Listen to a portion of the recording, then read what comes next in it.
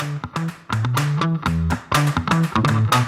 everybody, welcome back to another episode of Tech Forward. And today is a very special podcast for us as we have our first guest. Today we have with us Anastasia. She is the head of HR here at Aretove.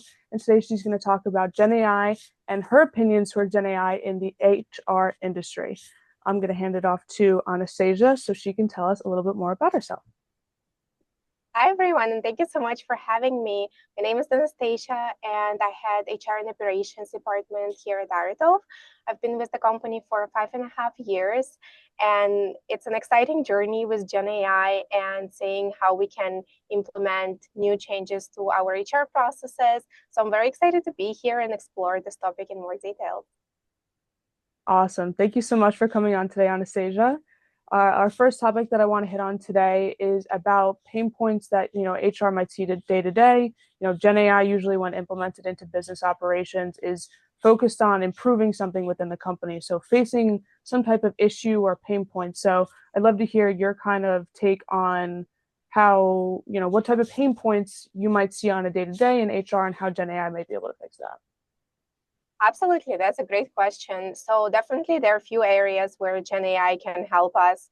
And some of the biggest challenges I feel like we all in HR face nowadays is how to make sure that our onboarding and talent acquisition structure is efficient, making sure that we're sorting through a large number of applicants and identifying the best fit for the roles, as well as ensuring that the onboarding process is smooth for the applicants, for the new joined employees, that the training and development programs are in place, as well as making sure that our routine HR administration tasks are all up to date, employee records are updated, leave requests are submitted on time and responded to on time, as well as all things compliance related, so federal, state, city level, all of our internal policies to match those. So those are the challenges where I feel like Gen AI can come in handy and help us to make it more efficient and maximize our return on investment there. So I think one thing, Anastasia, that kind of pops to my mind when you talk about these different pain points that HR can kind of face that Gen AI would overall hopefully be able to solve. It does kind of roll back to the podcast that me and Ali did recently too, where we were talking about use case development, right? So I think in that podcast, you kind of hit on the idea of first you have to kind of look into your pain points. Obviously, this can really easily lead into figuring out the best use cases for your business. But then one thing that also falls into this use case development is also going to be thinking about ROI, right? Like return on investment when it comes to putting your time into developing these use cases. So we also discussed this here back when I was attending an AWS summit a few weeks back, which is, how do you identify ROI? Because for each business, for each department, this looks different, right? It's not just about money. It's about looking into the time you save, about the resources you can allocate in different areas. There's a lot that can kind of go into ROI. So I'd love to hear from your side of things, what kind of ROI do you think you would see if you were to implement these use cases here for the HR department? Definitely, Anna. So the biggest return on investment that we will see here is time saved or to focus on more strategic HR tasks, because a lot of the tasks that are more administrative side that can be automated, they take up a lot of the time. However, they are important as well, but we then tentatively feel like we have less time to actually focus on things that can improve like our larger processes, improve employees experience, improve like company efficiency. So definitely that will be one, as well as of course cost reduction is there with efficiency, like automating manual processes. We will see the return on investment on the cost reduction there, as well as we will get better insights and faster responses for employees, identifying like skill gaps, making sure that we are proactively addressing any issues, any challenges that we may face with that, as well as identifying stellar candidates for any future positions that we may have, and creating training and development plans for employees to ensure that their career succession is also happening. Absolutely. I think that's so nice though too, right? Because I mean, at the core of HR, it's all about kind of interacting with the people around you and kind of fostering those good relationships with your employees and that kind of thing. Sorry if I look distracted. My dog has just come to me requesting some scratches, so that's what I'm doing over here. But I think it's just so nice to hear the whole time saving aspect of it, right? Because to the core of the department, that's what the goal is to be able to Mhm. connect with the employees.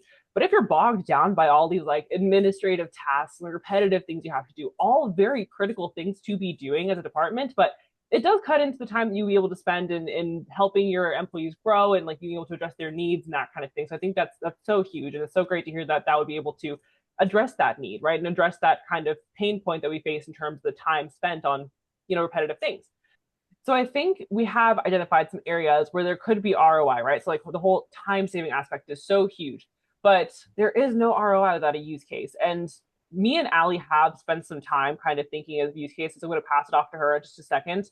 But obviously, too, we'd love to hear from you, Anastasia, as well, what this would look like. So, Ali, go ahead. I know we've had some good thoughts there, so I'll pass it over to you in that case. Yeah, totally. So, coming off of our last podcast, we did spend a lot of time talking about use case development, the steps to take, and things of that nature. And that is honestly the best way to go about learning the needs of your own company when it comes to implementing Gen AI. And what me and Anna do on a day-to-day basis at this point is think about how we can curate these use cases specific to our clients' needs. And we can do all the research in the world and we can speak to them and do all of that. But at the end of the day, we aren't in their shoes. We're not experiencing day to day the different tasks that might be improved with the implementation of Gen AI. So I think it's really important while we have Anastasia here today to really dive into some HR use cases and figure out from straight from the source what's going on and how she thinks we can kind of improve those processes on her part. So I'll leave it to Anastasia. What kind of use cases do you see in HR? So one of the use cases that I see where Gen AI can truly help our processes is making sure the recruitment process is automated to a certain extent. However, it still remains human-centric first, where employee has this feel of a personal touch from the company's perspective, that someone who is actually following up on the processes, on giving any updates on the current status of the job application, interview process, as well as answer any queries that employee may have or a candidate may have. So GenAI can really assist us here in conducting initial evaluation, searching, outreach to candidates, to making sure that we're reaching out to employees and candidates that are relevant, that fit the job description. At the same time, the evaluation to see if they will fit in with the company culture, that will happen by actual HR representative qualifying and evaluating them there. Definitely. Yeah, I wanted to piggyback off of a point that you made earlier about that personal touch in addition to the assistance of Gen AI.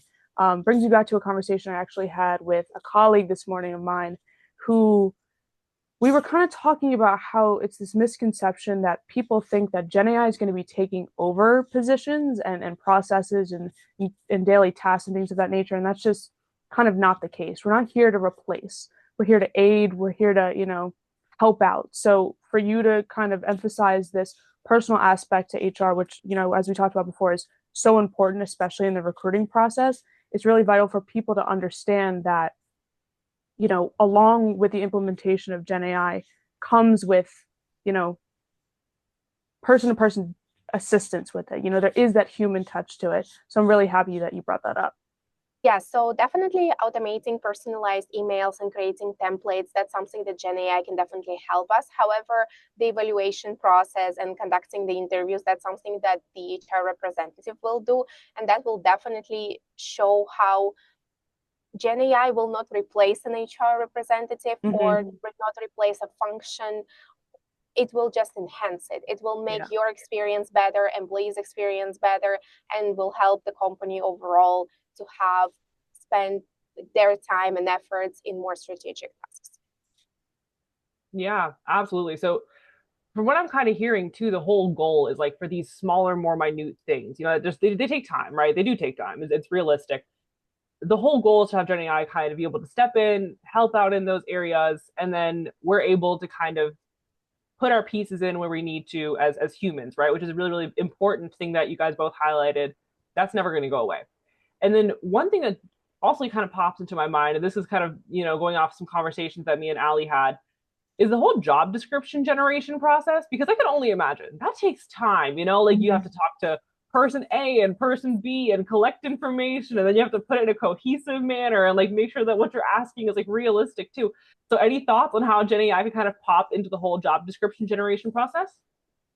Definitely. So I feel like Gen AI will be perfect for helping us create neutral job descriptions, making sure that we are creating metrics from which we'll be evaluating candidates afterwards, but also highlighting our benefits, our company culture, make sure that translates in the job description, as well as this job description should be a good template for the applicant when they're looking at it.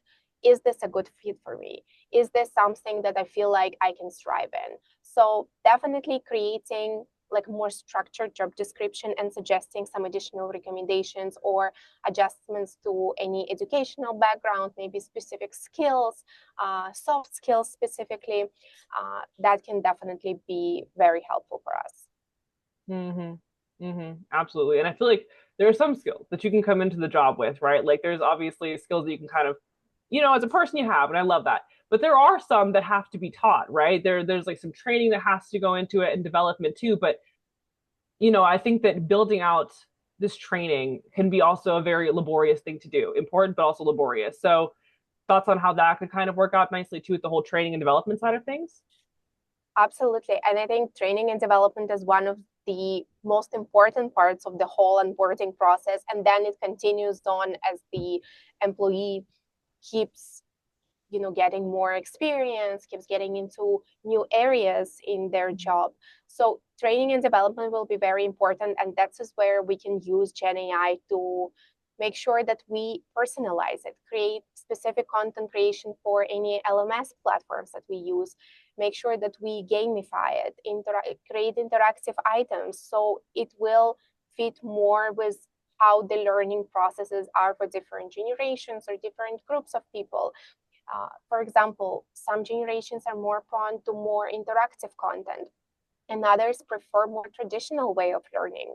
So these type of things and this sort of plans and games and pretty much all the like interactive content that Gen AI can help us create can be very successful for us to create a comprehensive training and development plan.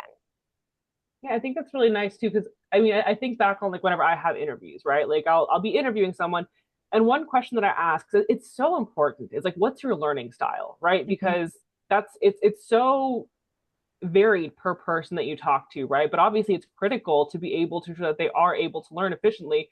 And as great of a teacher as I am, I do my absolute best. But the thing is that I can't adjust for every learning style in the book. You know what I mean? There's like certain ways that I know how to teach, and I will absolutely do my best to be able to address your learning style.